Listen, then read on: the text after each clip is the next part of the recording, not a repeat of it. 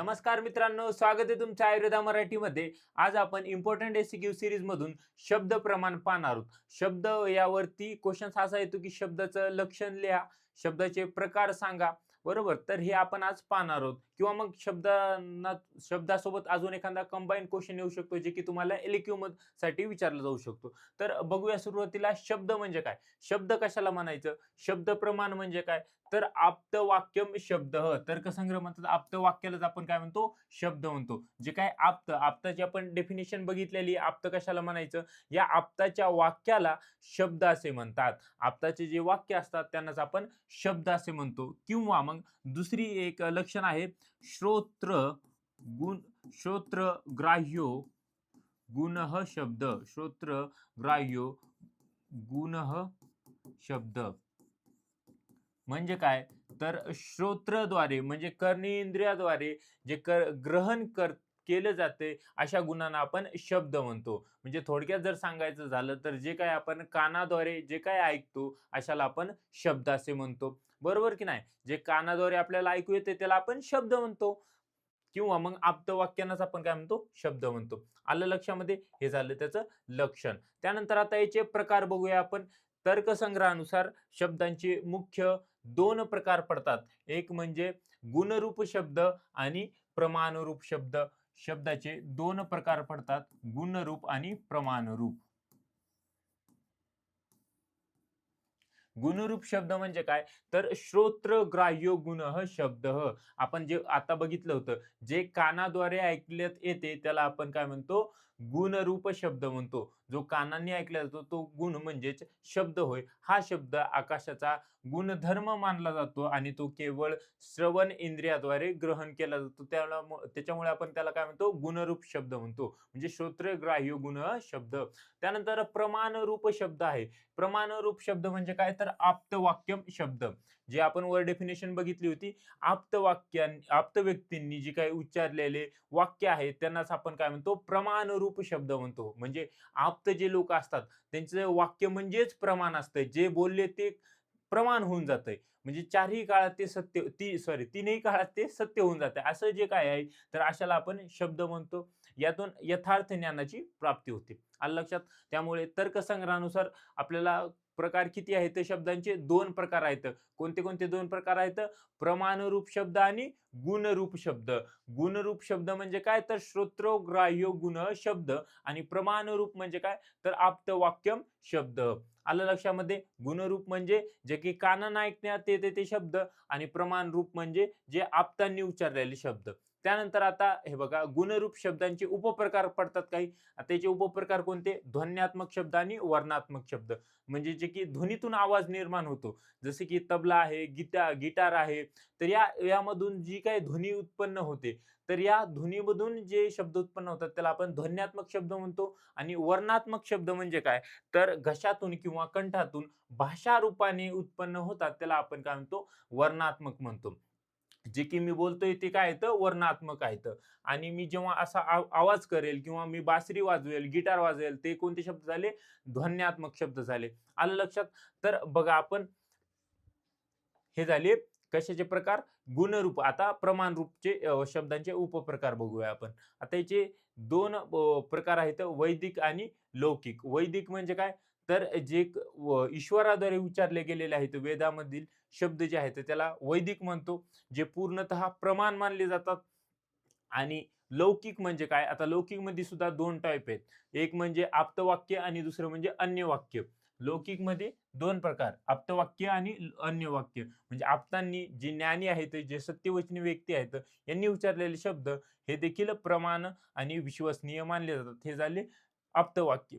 अन्य वाक्य कोणते, तर अन्य सामान्य व्यक्तीने उच्चारलेले शब्द हे प्रमाण मानले जात नाहीत, कारण त्यात त्रुटी असू शकतात. म्हणजे हे झाले लौकिकचे सुद्धा दोन, एक आप्ताने विचारलेले आणि अन्य व्यक्तींनी विचारलेले. आता आपण याच्या फ्लो चार्ट बघूया. आपण इतक्या वेळ काय बघितलं, आता तर्कसंग्रहानुसार बघा, आपण शब्दाचे दोन प्रकार बघितले,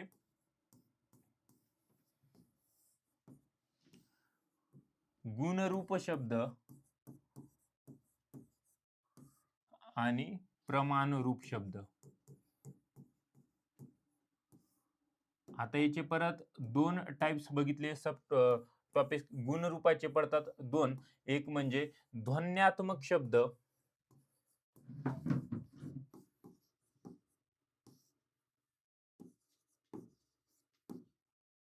ध्वन्यात्मक आणि वर्णात्मक. त्याचप्रमाणे याचे सुद्धा दोन प्रकार पडतात.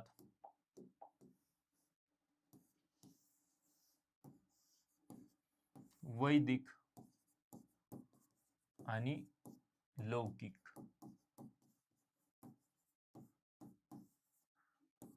आता हे लौकिक मध्ये सुद्धा दोन, एक म्हणजे आप्तांनी उच्चारलेले आणि अन्य लोकांनी उच्चारलेले. आलं लक्षात? तर बघा, शब्दाचे दोन प्रकार कशानुसार येते? तर्कसंग्रहानुसार. लक्षात ठेवा, तर्कसंग्रहानुसार. तर्कसंग्रहानुसार दोन प्रकार, गुणरूप शब्द आणि प्रमाणरूप शब्द.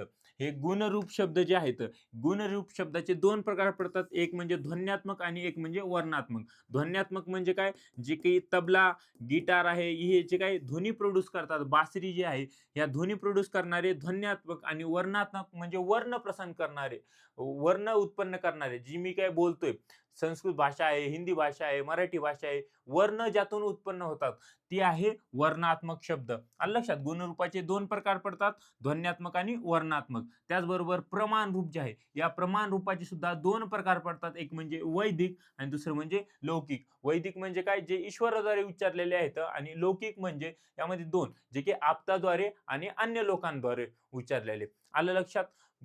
गुणरूप शब्द म्हणजे काय? श्रोत्रोग्राह्य गुणो शब्द. आणि प्रमाण रूप म्हणजे काय? तर आप्तवाक्य शब्द. आलं लक्षात? समजलं? इथपर्यंत सगळं क्लिअर आहे? आता चरकानुसार शब्दाचे प्रकार आणि लक्षण बघूया. चरक काय म्हणतात? शब्दो नाम वर्ण समन्वय. म्हणजे काय? तर वर्णांच्या समूहालाच आपण काय म्हणतो? शब्द म्हणतो. वर्णांचा जो समूह आहे याला आपण शब्द म्हणतो, असे चरकाचार्य म्हणतात, चरकाचार्य म्हणतात. आता शब्दांचे मुख्यतः चरकानुसार दोन प्रकार पडतात. एक म्हणजे सार्थक आणि दुसरं म्हणजे निरर्थक शब्द.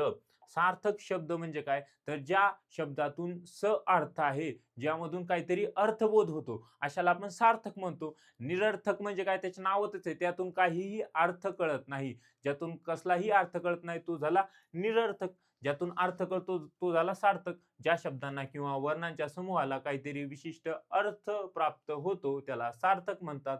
जसं की बस, आन, वृक्ष, इकडे तिकडे, हे जे काही गोष्टी आहेत, हे काय आहेत? सार्थक शब्द आहेत. निरर्थक म्हणजे काय? तर हे शब्द केवळ वर्णांचा गोंधळ असतात, यातून कोणत्याही प्रकारचा अर्थबोध होत नाही. जसं की तत् आहे, तत् पासून काय अर्थबोध होतो का? पप, मम, क, ख, याच्यातून काही अर्थबोध होत नाही.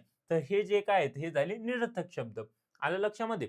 तर हे सार्थक शब्दाचे परत अजून उपप्रकार पडतात. सार्थक शब्दाचे 4 उपप्रकार पडतात बघा.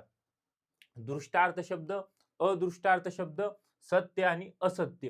दृष्टार्थ म्हणजे काय? तर वाक्यातील विषय आपल्याला ज्याद्वारे प्रत्यक्ष दिसून येतो ते दृष्टार्थ. अदृष्टार्थ म्हणजे आपल्याला अर्थ तर बोध होतो परंतु त्याचा विषय आपल्याला लक्षात येत नाही. त्यानंतर सत्य तर माहिती आहे, जे की यथार्थभूत वाक्य आहेत त्यांना आपण सत्य म्हणतो. अयथार्थभूत वाक्य जे म्हणजे असत्य, खोटे, अनूर्त शब्द ज्याला आपण म्हणतो. बघूया आपण एक एक डिटेलमध्ये. दृष्टार्थ शब्द म्हणजे काय? तर वाक्यातील प्रत्यक्ष विषय आपल्याला दिसून येतो. जसं की बृहन्लंघन आहे. या बृहन्लंघन यामुळे षट उपक्रमाने रोग प्रभाव कमी होतो, हे आपल्याला दिसून येते. आपल्याकडे पेशंट आला, आपण त्याला बृहन केले, त्याचं वजन वाढलेलं दिसलं आपल्याला. एखाद्याचं लंघन केलं तर त्याचं वजन कमी झालेलं दिसलं, म्हणजे त्याचा प्रभाव आपल्याला दिसून आला. तर हे काय आहे? आपल्याला दिसून येते. यामधून ह्याचे परिणाम जे आहेत हे दिसून येते, त्यामुळे आपण याला दृष्टार्थ शब्द म्हणतो. त्यानंतर आहे अदृष्टार्थ शब्द.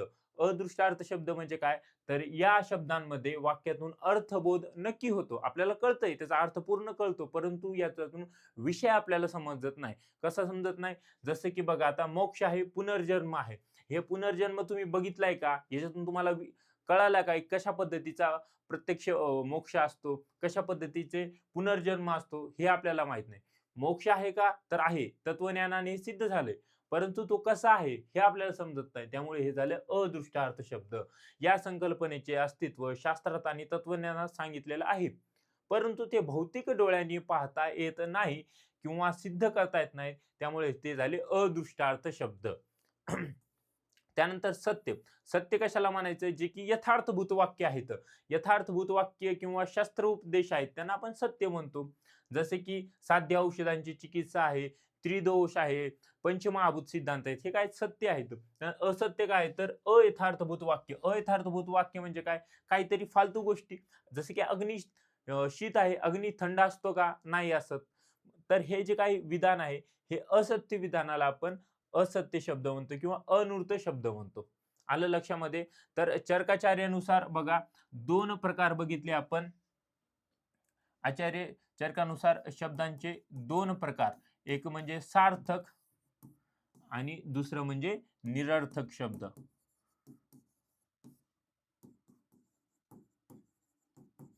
सार्थक शब्दाचे परत 4 प्रकार पडतात. सार्थक शब्दाचे 4 प्रकार पडतात. कोणते 4 प्रकार? तर दृष्टार्थ,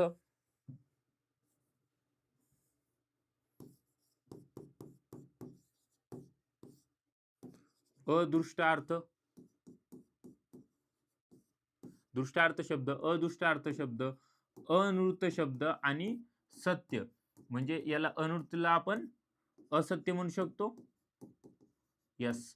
तर असत्य, सत्य, दृष्टार्थ, अदृष्टार्थ असे 4 प्रकार पडतात. निरर्थक शब्दाचे पुढे प्रकार कोणतेही पडत नाहीत. कारण तो निरर्थक आहे. त्याच्यातून काही अर्थबोध होत नाही. सार्थक म्हणजे ज्यातून अर्थबोध होतो त्याला आपण सार्थक म्हणतो. दृष्टार्थ म्हणजे काय तर याचा विषय आपल्याला प्रत्यक्ष दिसून येतो. दृष्टार्थ आहे. अदृष्टार्थ म्हणजे आपल्याला काय हे कळतंय परंतु त्याचा विषय प्रत्यक्ष दिसून येत नाही. त्याला अदृष्टार्थ म्हणतो. सत्य म्हणजे काय तर जे काही यथार्थभूत वाक्य आहेत त्यांना आपण सत्य म्हणतो. जे शास्त्रांमध्ये सांगितलेले आहेत ते सत्य. आणि असत्य म्हणजे चुकीच्या गोष्टी, चुकीचे विधान म्हणजे असत्य. जसे की अग्नी थंड आहे, हे झालं असत्य. समजलं? शब्द तुम्हाला आय होप समजला असेल. तर्कसंग्रहानुसार आपण शब्दाचे प्रकार बघितले. चरकाचार्यानुसार आपण शब्दाचे प्रकार बघितले. दोन्हीही प्रकार आपल्याला लक्षात ठेवायचे आहेत. परीक्षेमध्ये विचारले तर्कसंग्रहाचे तर तर्कसंग्रहानुसार लिहा. आचार्य चरकानुसार विचारले तर चरकानुसार लिहायचे आहेत. तर आय होप तुम्हाला हा व्हिडिओ आवडला असेल. व्हिडिओ जर आवडला असेल तर लाईक करा आणि पुढचा व्हिडिओ कशावरती, कोणत्या टॉपिकवरती पाहिजे तर ते खाली कमेंट बॉक्समध्ये सांगा. Thank you so much.